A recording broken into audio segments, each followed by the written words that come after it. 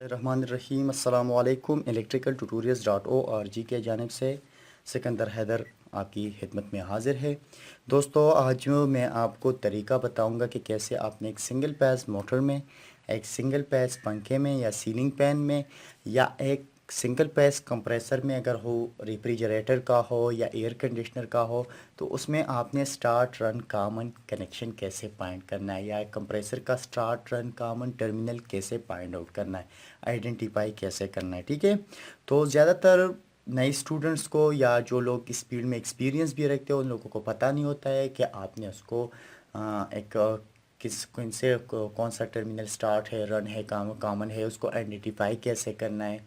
तो आज की जो वीडियो है वो सबके लिए। ठीक है, तो आप इस वीडियो को कंप्लीट वॉच कीजिए। जब कंप्लीट वॉच करेंगे तो इंशाल्लाह आप समझ पाएंगे। ठीक है, जैसे कि एक सिंगल पेज मोटर की इंटरनल वाइंडिंग के बारे में बात की जाए तो उनमें दो तरह के वाइंडिंग्स होती है। एक को हम मैन वाइंडिंग कहते हैं, दूसरे को स्टार्टिंग वाइंडिंग कहते हैं। ठीक है, मैन वाइंडिंग जो मोटर उस पर काम करता है, स्टार्टिंग वाइंडिंग या एक्सिलरी वाइंडिंग, मददगारी वाइंडिंग जो मोटर को स्टार्ट करने में मदद देता है, यानी स्टार्टिंग पॉइंट पे मदद देता है या स्टार्ट करना उसका काम होता है। ठीक है, यहाँ पर मैंने एक कनेक्शन दिखा हुआ है जो असल में एक सिंगल फेज मोटर में एक कॉइल नहीं होता है, दो कॉइल होते हैं, चार कॉइल होते हैं। ठीक है, तो मेन वाइंडिंग के और स्टार्टिंग वाइंडिंग के, लेकिन यहाँ पर मैं जस्ट आपको एग्जांपल बता रहा हूँ कि मिसाल के तौर पर हमारे साथ मेन वाइंडिंग है, दूसरी तरफ एक्सिलरी वाइंडिंग है या स्टार्टिंग वाइंडिंग है, तो उसके आपस के मिलाप को या आपस की कनेक्शन को, जो जिस पॉइंट पर वो कनेक्ट होता है उसको हम कॉमन पॉइंट कहते हैं। ठीक है, अब आते हैं यहाँ पर जो स्टार्टिंग वाइंडिंग का एक सिरा यहाँ निकलता है तो उसको हम स्टार्ट कहते हैं, और रनिंग का जो एक सिरे निकलता है या मेन वाइंडिंग का सिरा निकलता है उसको हम रन कहते हैं। ठीक है, लेकिन ये तो हमने मोटर को खोला नहीं है। ठीक है, अगर हम मोटर को खोल दे तभी आपको पता चलेगा कि कौन सा स्टार्ट है, कौन सा रन है, कौन सा कॉमन है। हमारे साथ बाहर मोटर के कनेक्शन पॉइंट पे हमारे साथ तीन वायर्स है और हमें कोई पता नहीं है कि कौन सा वायर स्टार्ट है, कौन सा रन है, कौन सा कॉमन है। तो कैसे हमको पता चलेगा कि हाँ कौन से के साथ कैपेसिटर कनेक्ट करना है, किस वाले के साथ कॉमन वायर है उसके साथ डायरेक्ट वायर कनेक्ट करना है, यही वीडियो में मैं आपको क्लियर कर दूंगा। ठीक है, मिसाल के तौर पर हमारे साथ तीन वायर्स है तो हमने तीनों को देना है names A B C. Okay, ठीक है, हमारे साथ ए बी सी ये तीन वायर्स हो गए। ठीक है, जो हमारे साथ अवेलेबल है, मिसाल के तौर पर इन सारे का कलर्स भी एक है। अब हमने फाइंड आउट करना है कौन सा स्टार्ट है, कौन सा रन है, कौन सा कॉमन है। हमने लेना है एक मल्टीमीटर और उसको सेट करना है ओहम पर। ओहम टेस्टिंग पर हम इसको सेट करेंगे। अगर आपके पास एक मल्टीमीटर होगा, यहाँ पर मैं एक मल्टीमीटर दिखा रहा हूँ, इसको हम ओहम टेस्टिंग पर कर दे, ओहम कर देते। मैं थोड़ा नज़दीक से दिखा देता हूँ, यहाँ आप देख लीजिए। तो आपने रखना है यहाँ पर। ठीक है, अब क्या करना है, आपने रेजिस्टेंस टेस्ट करना है। तो सिंपली फार्मूला मैं आपको बताऊंगा, आपने हर एक वायर का रेजिस्टेंस टेस्ट करना है।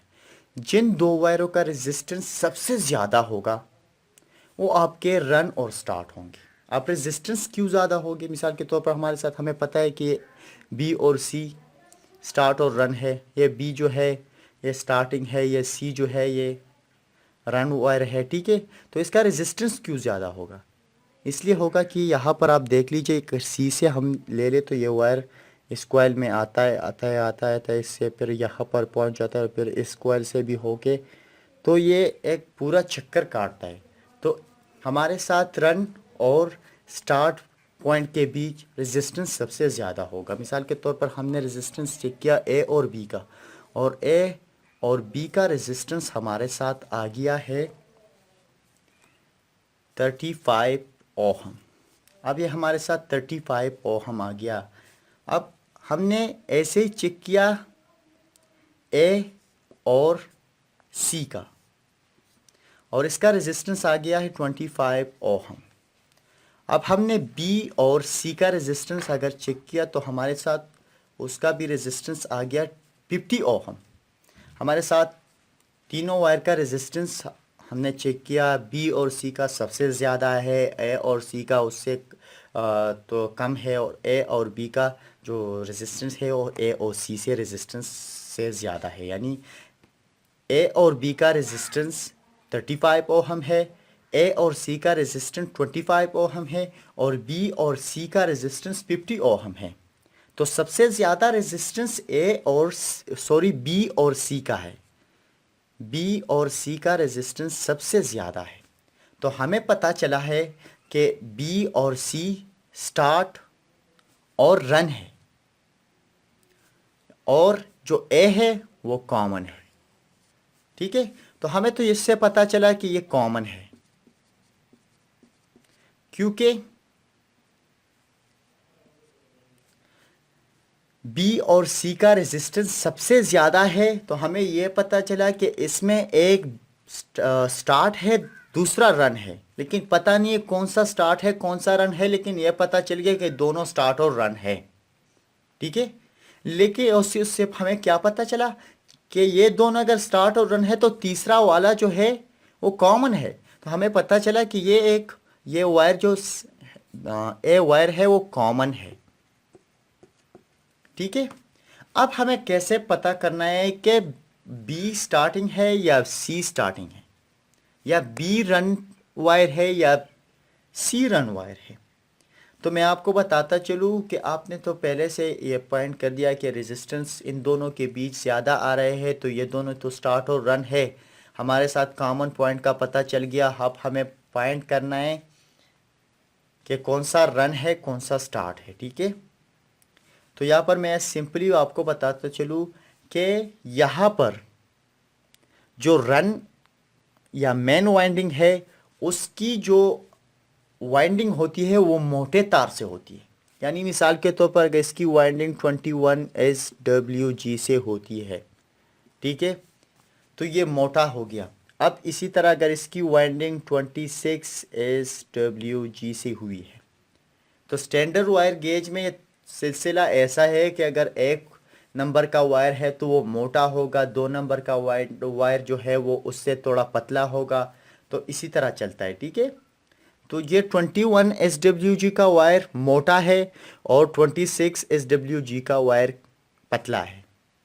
अब हमें यह भी पता है कंडक्टर की खुसूसियात है कि अगर हम एक कंडक्टर की क्रॉस सेक्शन एरिया यानी उसकी मोटाई को बढ़ाएंगे तो उसमें हमारे साथ रेजिस्टेंस कम होगा। या फिर अगर हम एक कंडक्टर के 2 कंडक्टर ले लेते हैं, एक की मोटाई ज़्यादा है एक की मोटाई कम है, तो मोटाई का ज़्यादा वाला कंडक्टर कम रेजिस्टेंस का हामिल होगा, और जिसकी मोटाई कम होगी वो थोड़ा रेजिस्टेंस रखेगा, ज़्यादा रेजिस्टेंस रखेगा। ठीक है, तो हमें पता है कि यहाँ पर इस वाइंडिंग का 21 SW मेन वाइंडिंग है, इसका वायर का मोटाई ज़्यादा है। तो इससे हमें पता चलता है कि कॉमन और रन के बीच हमारे साथ रन वाइंडिंग की या मेन वाइंडिंग की रेजिस्टेंस यानी कम होगी, क्योंकि हमारा इस वाइंडिंग का वायर मोटा है। ठीक है, तो कॉमन और रन के बीच हमारा रेजिस्टेंस कम होगा। तो यहाँ पर हमने चेक किया था ए बी के बीच हमारे साथ 35 ओहम थे, और ए और सी के बीच हमारे साथ 25 ओहम थे। तो ए और सी के बीच 25 ओहम है, तो हमें पता चलता है कि जो ये सी है ये हमारे साथ रन कनेक्शन है। ठीक है, अब इसकी वायर की मोटाई कम है, यानी ये पतला है इस वायर से, इस वाइंडिंग की वायर से, तो इसकी रेजिस्टेंस भी ज़्यादा होगी। ठीक है, तो ए और बी, तो हमें पता चलता है कि बी स्टार्ट है। ठीक है, इससे सिंपली आपको पता चला कि कौन सा कॉमन है कौन सा स्टार्ट है कौन सा रन है। इसका एक और मेथड भी है कि कैसे आपने इसको एक सीरीज टेस्टिंग बोर्ड से टेस्ट करना है, उसका कनेक्शन कैसे होता है और उसका आपने उसे टेस्ट कैसे करना है, वो भी बहुत ही सिंपल है। ज़्यादातर लोग सीरीज टेस्टिंग बोर्ड को भी इस्तेमाल करते हैं। और इस तरीक़ों को भी इस्तेमाल करते हैं। ये तो थोड़ा सा शॉर्ट सा मैंने आपको समझाया है। इंशाल्लाह नेक्स्ट वीडियो में मैं कंप्रेसर के ज़रिए आपको लाइव सिखाऊंगा कि कैसे आपने स्टार्ट रन कॉमन को फाइंड आउट करना है, ठीक है। अभी मेरे साथ कोई सिंगल पैज मोटर है नहीं और पंखा भी ऐसा कोई पालतू पड़ा नहीं है कि मैं उसके ज़रिए आपको गाइड देता चलूँ, और या एक सिंगल पैच समरसेबल मोटर हो तो उस वो भी तो मेरे साथ अभी अवेलेबल नहीं है कि मैं उसके ज़रिए आपको टेस्टिंग करा सकूं। लेकिन जैसे ये एक चीज़ मेरे सामने आएगा मैं आपको लाइव वीडियो भी सिखा दूंगा, ठीक है। तो ये जो तरीका मैंने आपको आज समझाया है इसको मैं आपको थोड़ा सा डिटेल्स में और भी बताता चलूँ। थोड़ी सी डिटेल्स आपने, अगर आपके पास 3 वायर्स है उसमें आपने हर एक को नाम दे देना है ABC या 1 2 3, ठीक है। उन तीनों में जिन दोनों के बीच रेजिस्टेंस सबसे ज़्यादा होगा उससे आपको पता चल जाएगा कि ये स्टार्ट है और रन है, ठीक है। इन दोनों में एक स्टार्ट है एक रन है, तो उससे पता चला कि आपका कॉमन वायर वो तीसरा है। तो कॉमन वायर को आपको पता चल गया। अब रेजिस्टेंस कॉमन और रन के बीच कम होगी और रेजिस्टेंस कॉमन और स्टार्ट के बीच ज़्यादा होगी, तो इससे आपको रन का भी पता चल जाएगा और स्टार्ट का भी पता चल जाएगा, ठीक है। तो आप ये तरीका हर एक सिंगल पैज मोटर के लिए इस्तेमाल कर सकते हो, ख्वा वो एक सिंगल पैज पंप मोटर हो, वाटर पंप मोटर हो, या एक छत का पंखा हो, कंप्रेसर हो, समरसेबल पंप मोटर हो। तो ये तरीका आप हर एक के लिए इस्तेमाल कर सकते हैं। इंशाल्लाह जल्द ही मैं एक नई वीडियो के साथ आपको लाइव दिखाऊंगा कंप्रेसर के ज़रिए भी, और भी जो चीज़ें आएगी वो भी आपको मैं समझाऊंगा। और आपको एक और बात बताता चलूँ कि जो हमारे साथ मोटर्स होते हैं वॉशिंग मशीन वाले, तो वॉशिंग मशीन मोटर में हमारे साथ ये होता है कि उसकी जो मेन वाइंडिंग और स्टार्टिंग वाइंडिंग है उसका जो वायर गेज है वो एक ही होता है, ठीक है। तो उसमें आपने करना क्या है कि आपने सिर्फ कॉमन पॉइंट करना है। उसमें स्टार्टिंग रनिंग कॉमन सॉरी वो स्टार्ट रन नहीं होता है, दोनों तरफ एक ही तरह काम करता है, ठीक है। यहाँ पर एक पॉइंट मैं आपको और भी बताता चलूँ, थोड़ा सा इसको हटाए तो मिसाल के तौर पर आपके पास एक वायर है कॉमन, दूसरा है रन, तीसरा है स्टार्टिंग, ठीक है। तो आपने करना है क्या है कि पावर सोर्स प्रोवाइड करना है, ठीक है। तो आपने करना है ऐसा है कि आपने इसको कॉमन को वायर प्रोवाइड करना है, उसके बाद ये दूसरा वायर आपने रन को प्रोवाइड करना है, इसी से आपने लेना है कैपेसिटर को प्रोवाइड करना है कैपेसिटर से, ठीक है। तो यहाँ पर एक स्टार्टिंग कैपेसिटर लग सकता है, रनिंग कैपेसिटर लग सकता है। अगर एक कंप्रेसर है तो उसमें एक रिली का जो हीटिंग रेजिस्टेंस होता है वो स्टार्टिंग टार्क प्रोवाइड करता है, ठीक है। तो वो भी हो सकता है, ठीक है। तो मेरे ख्याल से आप वीडियो को समझ पाएंगे। अगर आपको वीडियो समझने में या कोई मसला हो या आप इस वीडियो को समझ नहीं पाए हो तो आप मुझे कमेंट के ज़रिए बता सकते हैं। मैं एक दूसरा गाइड भी इंशाल्लाह आपके लिए तैयार करूँगा। मेरे एग्ज़ाम शुरू है इसलिए मैं ज़्यादा वीडियोस नहीं बना पा रहा हूँ, लेकिन इंशाल्लाह एग्ज़ाम ख़त्म होने के बाद इंशाल्लाह हर एक दिन आपके लिए नई नई वीडियोस लाने की कोशिश करूँगा।